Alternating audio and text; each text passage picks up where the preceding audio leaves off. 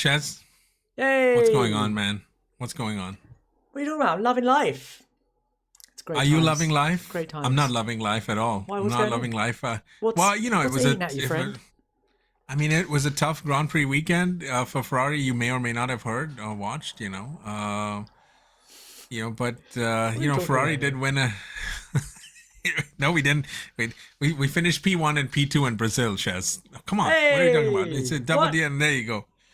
But your friend, good old Mr. John Elkann, the head honcho at Scuderia Ferrari, has decided that he has not had enough of a look at me, Louis kind of time. So We are he best decided friends. to That wait is true. into your bestie. You have him on speed dial, probably WhatsApping him all the time. I'm guessing you fed him these lines, right, Chaz? Because we're gonna go read what he Not said, quite right? So sure where this is this, going, but okay, go on. yeah. Well, Hit but me with what? the quote. Where did he actually say this? I don't remember where it was, but he was It's asked in an interview. Sky Italy. So Sky Italy got this Well, but I mean, there are as a many quote. interviewers there. Yeah, Yeah, yeah, yeah. yeah. I think it was Sky Italy that reported it, right? So I had to use Chat GPT to Well, I translate watched it. the video too. I watched the video with Italian, and he responded in Italian and Yeah, that was a the problem. English translation too. Yeah. Oh, did you actually have the English translation? No, I ended up Well, taking it's the on quote. YouTube. You can find it. You can find it, right? But Oh, I mean, I don't know if you have it or not. I do have it, but yeah, we yeah, got to talk yeah. No, about this because I've got it in John front of me. Go Elkan for has it. just decided to really put salt in my wounds, right? So he was asked, about I think to reflect on the WEC title which Ferrari won, and I think he was trying to talk about unity and the fact that when Ferrari are unified, the results come, right? So I want to give it proper context because, excuse me, what he says is infuriating, but I do want to make sure he gets proper credit for what he said. And he said, "Quote: Brazil was a disappointment."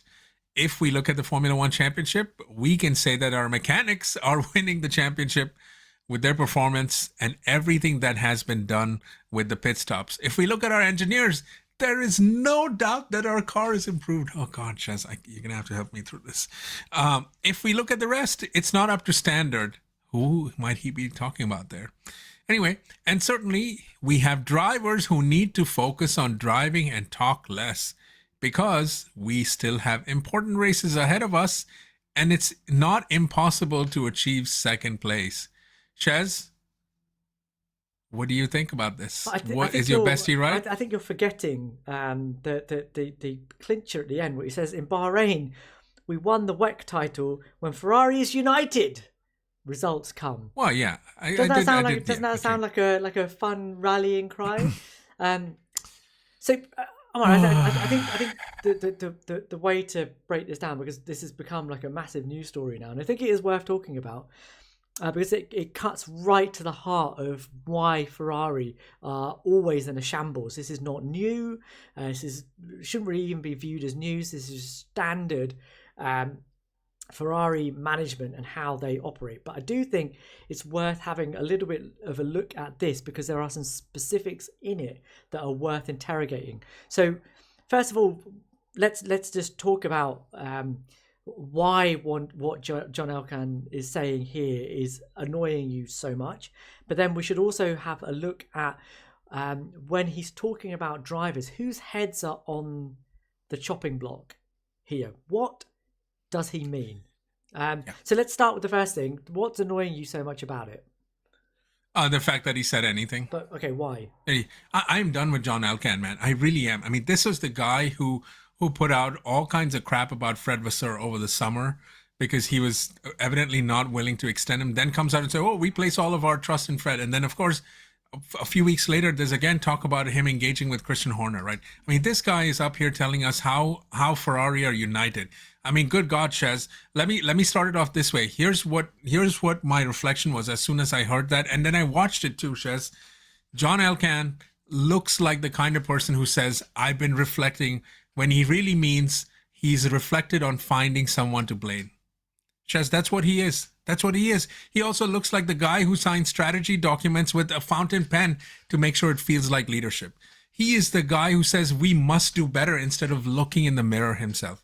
Shez, he's the guy who, as he said in this case, we must remain confident in our direction because, of course, that has been the thing that has gotten Ferrari to the promised land for damn near 2 decades. Ches, I am done with this guy. Like, come on, like you're gonna come up there. Ches, how many weeks ago was it that he got all the Ferrari employees together and went on this soliloquy about, oh my God, we're gonna be united and blah blah blah blah blah, and we're gonna win next year and all of that. I mean, come on, this guy believes that just saying the word morale is enough to get everybody behind him. What is he talking about, Ches? What is he really talking about? I mean, look at this quote and we'll break it down. But the first thing, oh, go ahead. You're going to say something. I was just going to say, just to play devil's advocate here, how many shares do you own in Ferrari? Like, zero. Genuinely, zero, right? So, Zero. So do you think he's talking to you when he says stuff like this? Oh, is he talking to the shareholders in that? No, he's not. He's not talking. He's responding to an interview there. Yeah. Oh, no, I'm not saying he's talking directly to... He is talking to one guy and one guy only, and we know who he's talking to. Ammar, he's not talking directly to the shareholders. I'm not that dumb. What I am saying is that this seems like a corporate message, because shareholders will start to be a little bit critical of the... Oh, really? After the Brazilian Grand Prix, they were going to be critical. Yes, correct. After the Formula One team's performance, and as ever with Ferrari, the chairman, the only people that he works for are the shareholders, and they're going to be like, oh, we want a response, and here he is on cue giving them this is who what is the blame. Response here, Shez? What is the response to the shareholders? This is who do we blame for this problem? He is blaming the drivers. I'm not saying it's right. I'm not saying he is correct. But all I am saying is this is not new, and this is a message that has been given by chairman after chairman after chairman. It may not have been given in public, but it often has been. Look at what Luca de Montezemolo said about Fernando Alonso. Why do you think Fernando was out on his ear? He was the last best hope that this team had to win a championship at the tail end of the Ross Brawn era. And Luca said, I don't get on with him. Fernando said, I don't get on with him. So he got rid of him. Ches, this is not new. Yes, it's not new. That doesn't mean it's right either, right? Now we've had evolution as humanity, right? We don't use the same kind of phones we used to 10 years ago, right? I mean, that's to say that it's been done before. It to my mind is not justifiable, because again, when Lucas said that, they were only a few years removed from being successful. Now Ferrari are decades removed from being successful. And as we've broken down here in the past, the way they're structured, they're probably centuries away from being successful, because look at the lack of understanding that he displays with this, right? Just, you don't have to look that far. Who are we saying is the best driver in Formula One right now? Max Verstappen. No debate. Guess what happens to him when Red Bull give him a crappy car? He qualifies P16. So for John Elkann to stand up there and say, oh, our car is improved, best ever, drivers need to stop talking. What are you talking about? What's it easier What are to you say? Actually talking about? What's it easier to say? Is it easier to say? Here's what's easier to say. Here's what. I'm saying this to my shareholders, Shez. There's no need to say anything after the Brazilian Grand Prix. It's not like Ferrari just lost the championship. That was done 2 weekends ago, or whenever it was. It's not that something. There was no reason to say anything right now. What if the shareholders have asked though? What if? Then he can respond to them. But this was not that, Shez. He was being asked in a very public setting with 15 different microphones out there, and he went out of his way to say that. Yeah, correct. And this is directed at one driver only. Yeah, but as I say, again, tale as old as time. Ferrari chairman always feel like I understand that. Sure.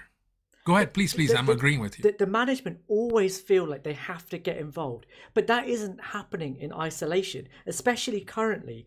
When it was under Fiat, it was the Fiat board that were constantly interfering. Now Ferrari are an independent-ish company, and they have their own shareholders. And their own shareholders are going to be like, you spent 100 million getting Lewis Hamilton. You spent all this cash getting Fred Vasseur. You have done all this stuff. Why are we not seeing any results? So ultimately, there are two options in front of you, right, that you can say to your shareholders as John Elkann. You can either turn around and say to your shareholders, we need to restructure the team, or we need to give them a bit more time. They will get it right. We have put the right people in the right places. The car isn't as good as it needs to be, and the drivers have not got the equipment. But we have got process and people in place to make that better over the next few seasons. Or is it easier to just go, you're right, the car, it's not the car, it's the drivers. This is not like, this is what Enzo Ferrari used to say all the time. I heard someone saying to me, I had a conversation with a friend who said what they need to do is resurrect Enzo Ferrari. That would be the worst thing to do. Ferrari, old man Ferrari himself, was notorious for saying there is nothing wrong with my cars. He would never innovate anything. He would never get past the fact that the engine was the heart of it and everything else was just ancillary. That's why they took ages to get on board with aerodynamics. It's never the car's problem, according to old man Ferrari. If the drivers can't drive it, it's their fault. It's not my fault. And John Elkann is pandering to that sense of Ferrari tradition, and I think the shareholders do buy into that. They're like, well, it can't be the equipment. They're the shareholders for not just Ferrari, but also for the F1, not just for the F1 team, but also for Ferrari as a road car manufacturer. Yeah. Look how profitable we are as a road car manufacturer. They are, in fact, probably the most profitable road car company in the world. So if it's working there, and we've just produced a challenger in WEC that has taken the title, it can't be the car, it must be the drivers. Why does it not smack of blameism? They're just trying to put the blame on someone. Yes, because even a ordinary Formula One fan can see what's happening here. And you're right. Maybe the shareholders need to find, and he needs to find somebody to sort of blame. And I get it. And maybe he doesn't want to blame himself. Fair enough. That's fine. The problem, Shez, is what he's saying is wholly inaccurate. It's not even true. I get the idea of saying that, look, it's not the equipment. It's not the rest of the team. It's only this particular one area. It doesn't make any sense whatsoever unless you're trying to get on an exit ramp out of the Lewis-Hamilton partnership.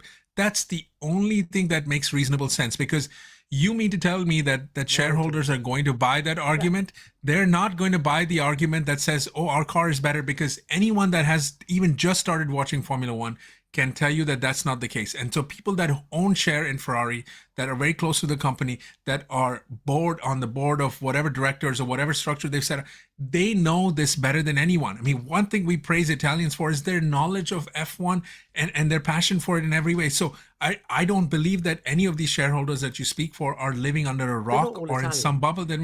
But it doesn't even matter. If they're associated with Ferrari, one of the main things that gets them associated with Ferrari is Formula One. And by the way, there is no team that means more to the sport than Ferrari means to this sport. There is no other team anywhere in any other sport that does that. There are teams that come close to it, but they're not the same. So for this guy to act like that is showing me that he's wholly incompetent and he's just trying to cover himself. And honestly, him using that last sentence was not needed, Shez, because you can acknowledge all of that. By the way, you can say our drivers could do better. You can say our team principal can do better. You can say all of that. It's not just what you're saying, it's how you're saying it. And that is the problem, Shez. I know that shareholders want to grab onto something that is more subjective, right? Because it's really hard to kind of explain that. And so it's easy to kind of, shove it in there. If I'm the employee and I have to answer to these people, I get it. But what he said was very deliberate. And the idea of saying something to the effect of talk less and drive more makes zero sense in this case. You can say drive better. You can say all of that. But saying talk less and drive more is directed to Lewis Hamilton and Lewis Hamilton only. And I object to it, by the way. Yeah, sure. But I do think it comes back to your point about the amount of cash they've injected into having Lewis Hamilton sat in one of their cars. Their choice. And they could have had Carlos continue. So. Yeah, sure. But at that point, when you've got Lewis Hamilton, 7-time world champion, chance for him to come and drive in your Formula One car, it probably doesn't seem like a difficult decision to have him in your car. Like, I totally get that, but it does seem like this is a way of trying to get them to back out of that decision. But it doesn't change the fact that I totally agree with you on the interference side of things. It does not help the Formula One team, and it's always been Ferrari's problem, and it continues to be a problem right now. Even if it's not happening publicly, this is happening in the background.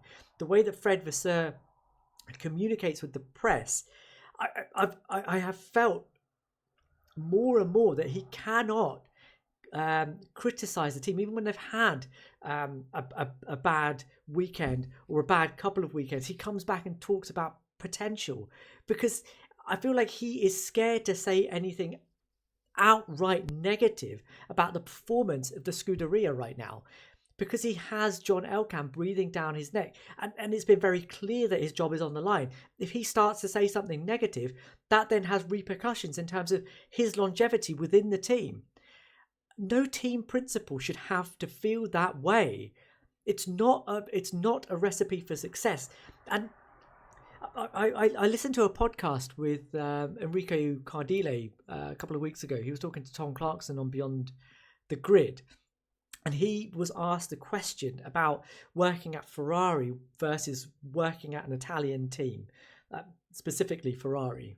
And he said that, yes, there is a difference. Ferrari has its own traditions and it has its own passion, and that's how they go about their racing. I'm not going to tell you what he said about English teams. You'll just have to imagine. But that sense of tradition, doing things in the Ferrari way, includes having a meddlesome management. And I say this ad nauseum, but the book everyone needs to read is specifically about Ferrari. Total Competition by Adam Parr,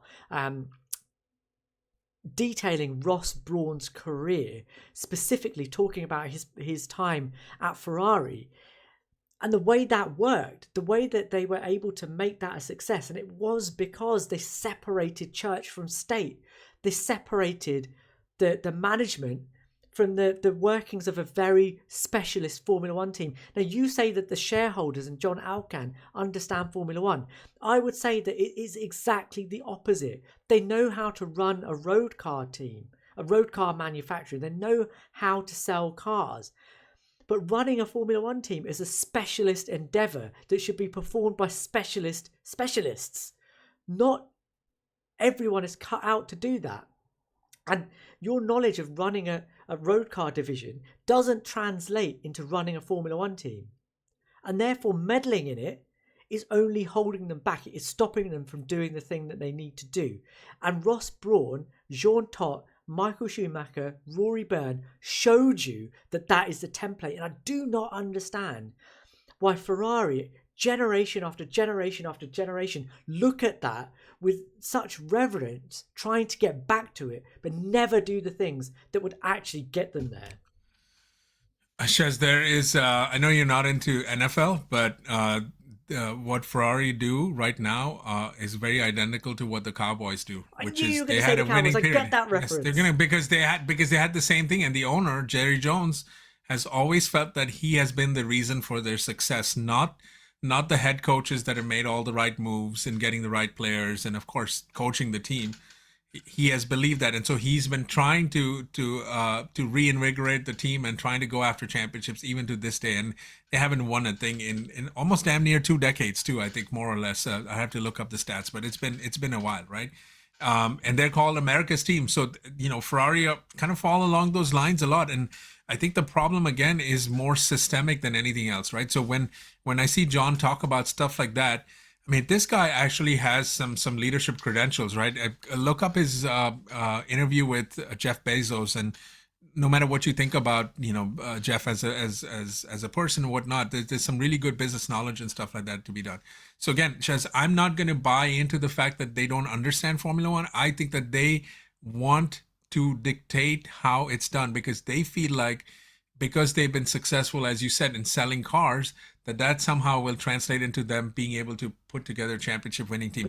By the way, your example of selling cars, that takes a lot of innovation too. They're not selling cars in much the same way that maybe Enzo Ferrari sold the cars back in the day, if he were selling cars. You see, He even was selling that cars, has revolutionized. Yeah, so but that's what I'm saying. Like they're not selling cars in quite the same way. They've had evolution. They've brought in more technology. They're probably doing more social media. They're doing lucrative financing. They're doing all of those things that make them a successful car manufacturer and a car seller.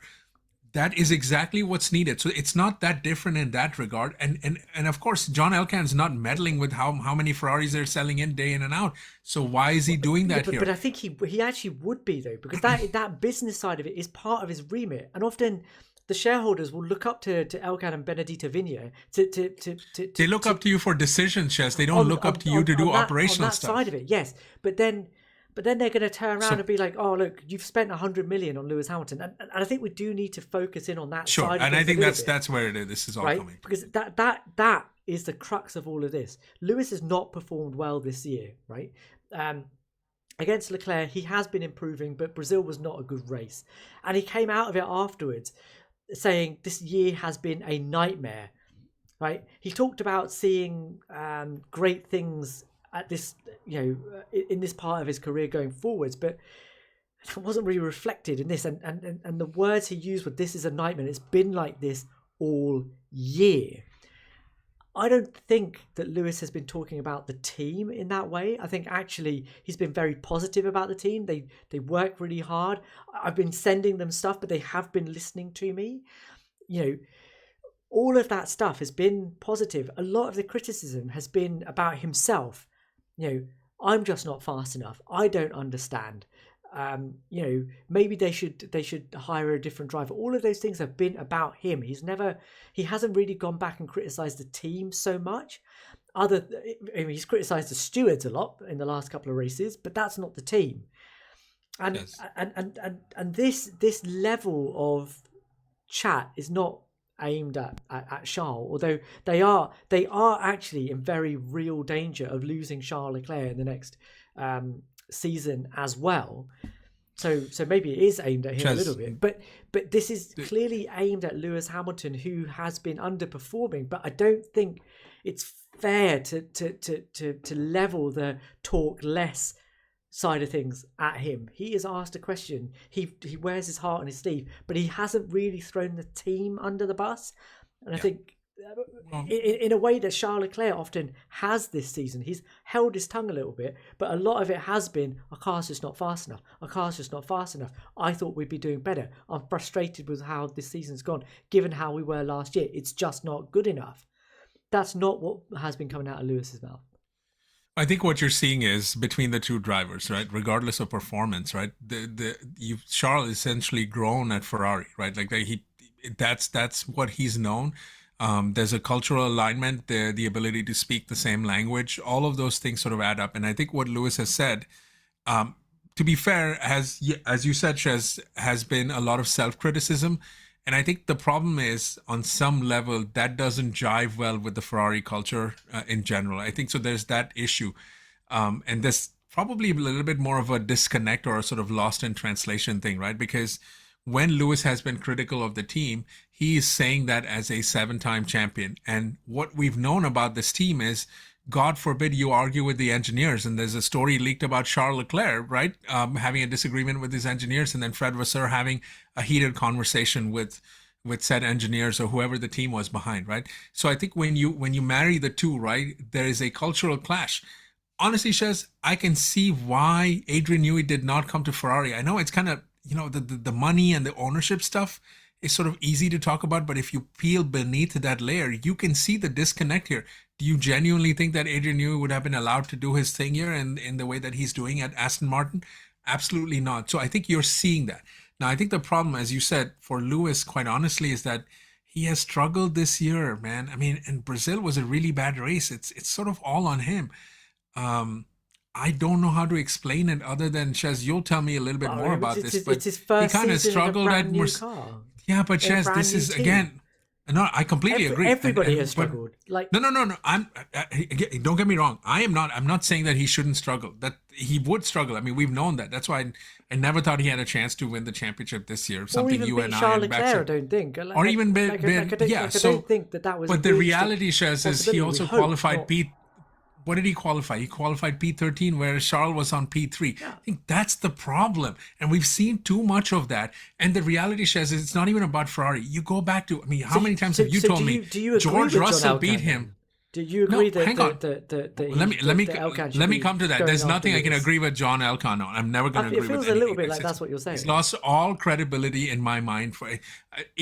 If he says the sky is blue, I will not believe it. That's where I'm at with him, because I am done with that guy. I mean, that guy. Okay. That Let's guy would take be, that out of it, because so let's take that out. So but I think that this is about Lewis, but maybe not being, shouldn't be a no. Ferrari. Hang on. I'm not saying. I know what you're trying to do there. I'm not trying to do anything. You said it. You're about to. I did say. I haven't even gotten there. Let me finish first. The problem that Lewis has is he has struggled with this generation of cars. This is something you have told me also, right? What is the stat? George Russell beat Lewis over the 3 years that they were together, except for 1 year, I think. But overall, he's beaten Lewis on points as well, right? And the reality is that Lewis is struggling with this generation of car, where it feels like his driving style does not jive with the quickest way to kind of make the car go, right? Or the way that the car goes quickest, fastest over the course of a race or even a season. And you're seeing drivers like George Russell, Charles Leclerc, Max Verstappen, now Lando Norris. They're all kind of in the mix. Like, so this is probably the issue that he's going to face, is at some point he is not going to be in the top 5 no matter what he does, because not because he is any less great, but because you now have a stable of amazing drivers that are able to maneuver these cars in ways that he simply cannot. I mean, that's the reality that's playing out. And I appreciate his candor and his honesty. I mean, he has told us, right, that he has struggled with this generation. These are his words going back to last year. So yes, Ferrari haven't done themselves any favors in the way they've set up the car. That is 100% true. But what's also true is Lewis has struggled in this particular rule set. He doesn't have much to show for. And I think that's probably what's going against him. But Ammar, but that doesn't mean he shouldn't be in a Ferrari, by the way. That's not what I said. Yeah, but it kind of sounded like that's where you were going, because that sounded very John Elkann. I know we're going to do that. That's what Elcan is doing. He is setting it up for a Lewis exit after next year. That's what he's doing. That's exactly what he's doing. With that line of talk, because that it is nakedly about trying to get rid of Lewis Hamilton, he's an idiot. But avoiding the actual systemic problems. But you can understand why they spent 100 million on this guy. So they have to talk him down. I don't see why you have to talk him down, but I understand why they have to talk him down. But the reasons for why Lewis Hamilton has struggled here have been many, and the fact that he is coming to a completely different car for the first time in his career at the age of 39, 40, having to adapt to a new set of everything, like brakes, suspension, culture, language, essentially, power unit delivery, everything is different. I mean, Carlos told us that too, right? And I think that is the best. That's the best comparison to make on the grid, right? As a rookie, you come into a Formula One team, even in this era, and you just drive what you're given. You don't have years of experience that's either something that you fall back on or weighs you down. You don't have that. So you can drive learning afresh. You're learning your muscle memory from nothing, right? Whereas if you're somebody like Lewis, who's driven for years and years in either a McLaren or a Mercedes, and then you're coming to a Ferrari where the culture is different, as you say, but the car and technical stuff is also different.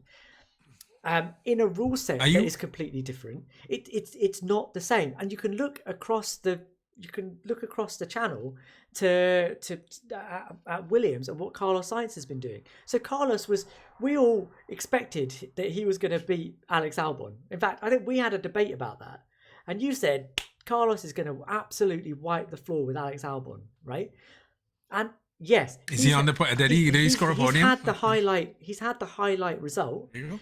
That's all. But on pace, he has been walloped by Alex Albon this season.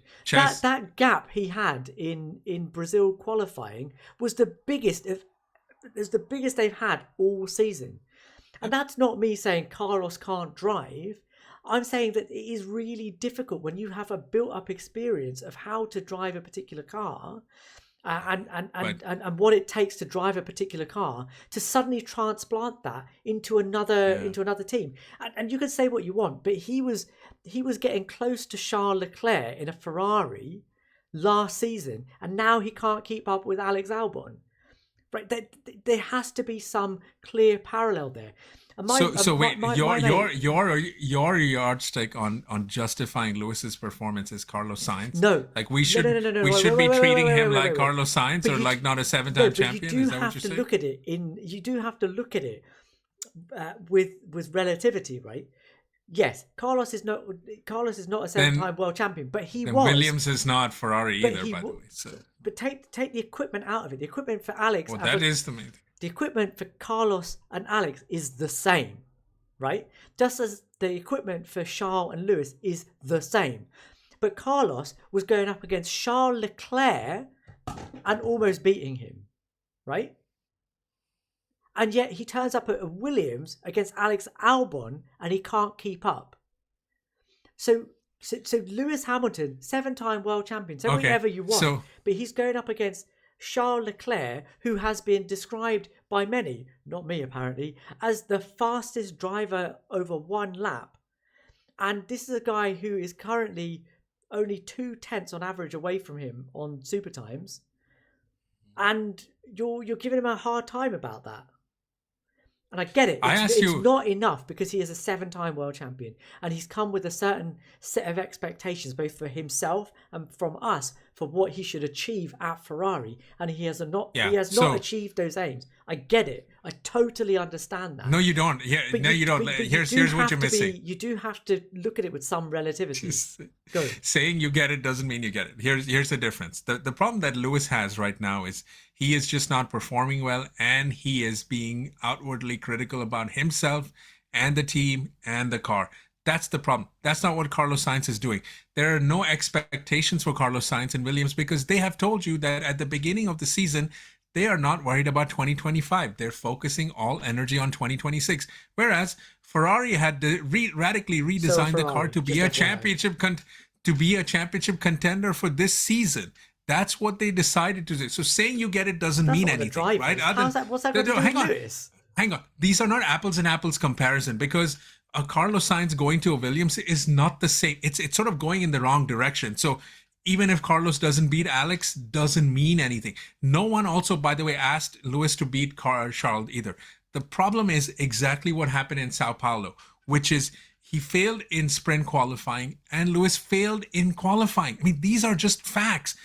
And you can blame sprint qualifying, as I've seen many people blame Charles Leclerc for. Fine, I'll give you that too. If that's how you really want to, not you, but others are. But don't say you then. Honestly, you just make it so personal. Okay, but just be split screen because I need to see your face then too. So there's that. But on the flip side, what stopped him from doing this in qualifying? That is the problem now. And you're right that Lewis Hamilton coming to a team like Ferrari would be a struggle. But the problem now is that this was the 21st race in the season. At some point, you have to be able to consistently deliver in a way that makes sense. Now, so I'm not blaming him for it because clearly the car is just not there. And I've told you this time and time again, whenever we've talked about Ferrari, if there is one group that should not be blamed for anything, it is not one, but both drivers. They are doing their best, trying all kinds of crazy things to make sure that they can get the best result possible. And I'm sure Lewis is doing the same too, and it's just not working. I'm not casting any aspersions on his talent, his ability, any of that. I'm just saying that it's just not working. So on some level, I can appreciate the fact about, look, there's no point in saying anything in public because it's not going to get us anywhere. Just like we can say that about Elcan, you could probably say that about Lewis. There was no need to beat himself up so much because it again causes issues around the team in ways that he is not wanting to create, but certainly happen. Leclerc has done that too, far more directly. Okay, but also Leclerc has, again, there's history with Leclerc, right? Oh, so he also talks about the 7-time champion isn't. Let me finish. Let me finish.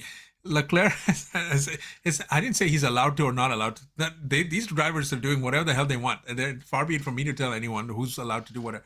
But Leclerc has also waxed lyrical about Ferrari in ways that no one else has. So and we have condemned him. many of us agree that Charles Leclerc should leave Ferrari because they are essentially wasting his prime. So there you go. So there's an unmistakable bond. I mean, I could make the argument, Shez, that Charles Leclerc is the greatest tifosi there's out there because he's literally putting his career on the line with them. Granted, they also bet on him to begin with.